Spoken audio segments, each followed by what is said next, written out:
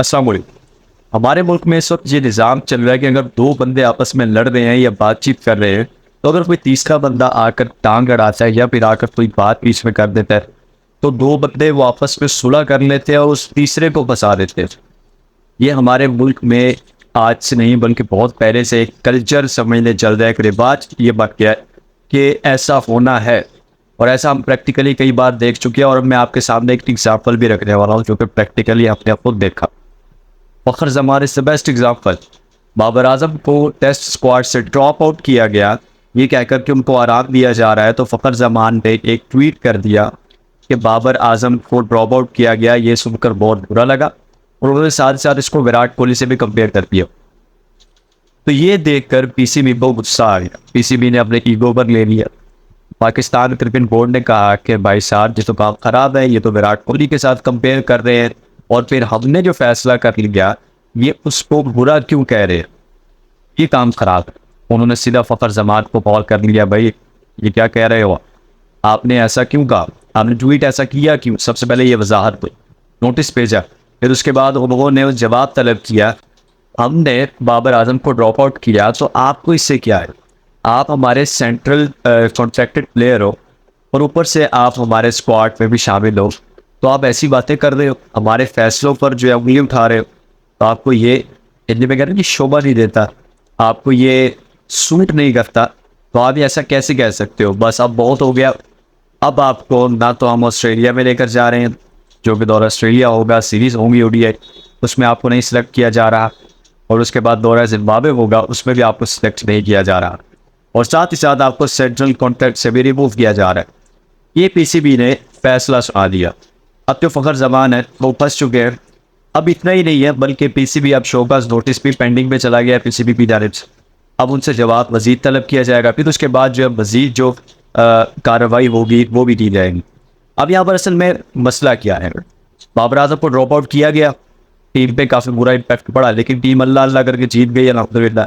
मैंने आपको बताया था टीम की हालत उस पुराने बंदूक जैसे चल गए थे बेतना से, तो बाबर आजम के बगैर टीम चल गई, शुक्र है। अब पीसीबी ने फैसला किया बाबर आजम को ड्रॉप आउट किया जाएगा और मीडिया के सामने क्या दिया जी, आराम देने का फैसला किया गया।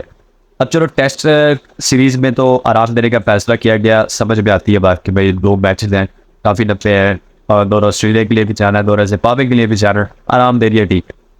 भाई साहब थोड़े दिनों बाद खबर आती है, टेस्ट सीरीज के दौरान ही खबर आती है कि बाबर आजम को दौरा ऑस्ट्रेलिया में भी नहीं लेकर जा रहे हो, तो वहाँ पर भी आराम देने का फैसला किया गया।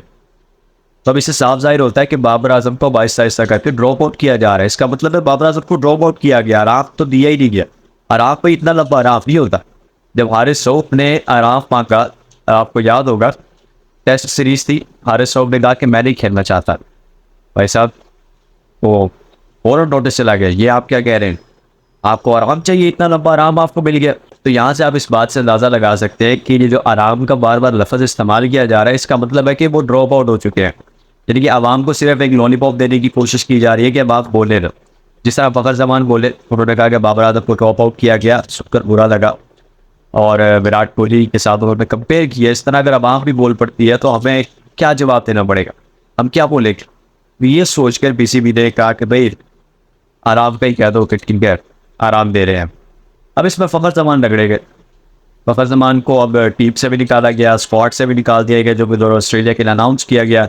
उसके बाद दौरा जिम्बाब्वे में भी नहीं लेकर जा रहे हैं। और यहाँ पर फखर जमान के स्टैट्स देखें तो फखर जमान वो वाहिद प्लेयर हैं पाकिस्तान क्रिकेट टीम के, मैं पाकिस्तान क्रिकेट टीम की बात कर रहा हूँ ऑल फॉर्मेट्स की, जो कि सबसे ज़्यादा सिक्सेस और सबसे ज़्यादा तेज़ तरीन प्लेयर है।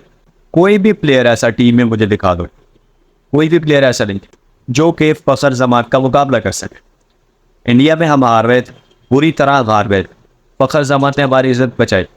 फखर जमान ने इंडिया में पाकिस्तान का नाम रोशन किया, चाहे जितना भी किया, लेकिन पाकिस्तान का नाम रोशन। फखर जमान ने जो उधर 126 स्कोर मारा था, वो किस वजह से मारा था, उनकी पावर थी। उन्होंने ये सोचा कि भाई हमारे मुल्क की इज्जत है, मुल्क की इज्जत दाव पर लग लिया है, हम नहीं कुछ, बस अब यहाँ पर और कुछ नहीं हो सकता, किसी चीज़ का भी कॉम्प्रोमाइज़ नहीं हो सकता, बस अब छक्के लगेंगे तो लगेंगे। अगर वो मैच पूरा होता, अगर वो मैच पूरा चलता, तो मैं ये दावे से कह सकता हूँ कि फखर जमान ये मैच अपने हाथों में ले ले, हम ये मैच जीत जाते आराम से, क्योंकि जिस तरह रन रेट चल रहा था ये मैच हमारे हाथों में था। और फखर जमान जिस स्पीड से खेल रहे थे, मैच हमारे हाथों में। तो पीसीबी यहाँ पर क्या कर रहा है कि अपनी इस एक तो ईगो का मसला बना लिया पीसीबी ने, और ऊपर से अब पीसीबी जो है वो एक तगड़े तगड़े प्लेयर्स हैं को निकालने की साइड पर करने की कोशिश कर रहा है कि भाई बस अब इसको साइड पे करो, अब नए प्लेयर्स को ला रहे। अब वो नए प्लेयर्स कौन से हैं मैं आपको अपने प्रीवियस वीडियोस में बता चुका हूँ कि कौन से नए प्लेयर्स आगे आने वाले हैं, कैसे वो पे पीसीबी कर क्या लाया। आप वो समझ गए होंगे कि मैं किस बारे में बात कर रहा हूँ, क्या कहना चाह रहा हूँ। तो यहाँ पर फ़खर जमान फंस चुके हैं। अब यहाँ पर फ़खर जमान को भी थोड़ी समझ दिखानी चाहिए थी कि फ़खर जमान ना तो एक रिटायर्ड बैट्समैन है, उन्होंने रिटायरमेंट नहीं ली, और ना तो फ़खर जमान पीसीबी के कोई ओहदेदार है, बल्कि फ़खर जमान पीसीबी के नीचे खेलते हैं। तो यहाँ पर पीसीबी ने यही कहा कि भाई तुम हमारे नीचे खेलते हो तो तुम नीचे ही रहो, बाप बनने की ज़रूरत नहीं है, बाप को आके दिखा रहे हो तुम। तो ये पीसीबी ने इस तरह का लाया अमल इख्तियार किया, और पीसीबी ने जो है माशाल्लाह उड़ा दिया फ़खर जमान को, ड्रॉप आउट कर दिया कि भाई बस अब फ़खर जमान आपका करियर एंड हो चुका। तो यहाँ पर पीसीबी को भी थोड़ी समझ दिखाना पड़ेगी। फ़खर जमान ने तो चलो बात कर दी, लेकिन अब पीसीबी को थोड़ी समझ दिखानी चाहिए कि भाई साहब पाकिस्तान के बारे में भी सोच रहे हैं, पाकिस्तान के फ्यूचर के बारे में सोच रहे हैं, थोड़ा ख्याल करो। तो आई होप इंशाल्लाह पीसीबी समझदारी का मुजाहिरा करेगा। इंशाल्लाह अभी तक के लिए इतना ही, मिलता है नेक्स्ट एपिसोड में। अपना रखी तो बहुत सारा ख्याल। अल्लाह हाफिज़।